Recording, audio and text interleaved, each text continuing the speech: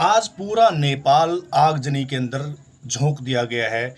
इसके पीछे कौन है ये हम नहीं कह सकते फिलहाल, लेकिन बात करें नेपाल के, जिस तरह से वहाँ पे लूटपाट आए दिन, संसद भी जला दी गई और वहाँ का जो सिस्टम था पूरी तरह से हिल चुका है और चारों तरफ एक तरफ से विद्रोह फैला हुआ है। लेकिन इसका हल मेरी एक पर्सनल राय है, इसका एक हल हो सकता है अगर हमारा पड़ोसी देश जैसे कि नेपाल, हमें संबंध अच्छे रहे हैं, हमारी सरकार अगर हस्तक्षेप करे और वहाँ पे किसी तरह से सुरक्षा कायम करे और उनका जो नुकसान हो रहा है उसको बचाने की कोशिश की जाए, क्योंकि हमारा ही एक अभिन्न अंग रहा है, वो वहाँ से आना जाना हमेशा लगा रहता है। और इसके बारे में हम पूरी तरह से जानेंगे हमारे वरिष्ठ पत्रकार नीर सिंगला से। जी, ऐसा है कि नेपाल हमारा पुराना मित्र देश है, हमारा पुराना साथी कह लो, अंग कह लो, जो भी आप उसको कहना चाहें कह लो। लेकिन हम यहाँ पर एक बात जरूर करना चाहेंगे कि नेपाल पिछले काफ़ी समय से एक हिंदू राष्ट्र के रूप में अपनी मान्यता लिए हुए था, जो बाद में धर्मनिरपेक्ष राष्ट्र के रूप में हो गई।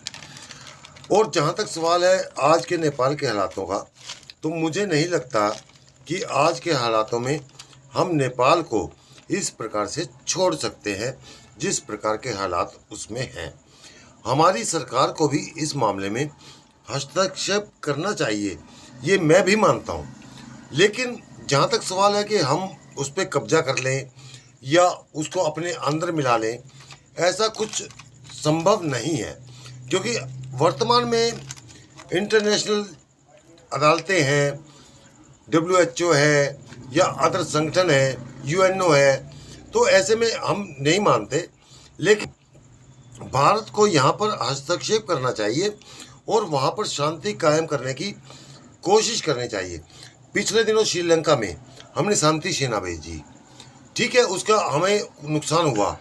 हमारे पूर्व प्रधानमंत्री राजीव गांधी का मर्डर शांति सेना की वजह से हुआ। लेकिन चाहे जो भी हो, हमें उठाना ही होगा।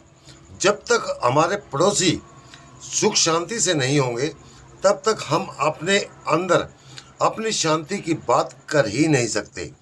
और जहाँ तक सवाल है नेपाल का, तो नेपाल और हमारे बीच कोई न तो वीज़ा की बात है न पासपोर्ट की बात है।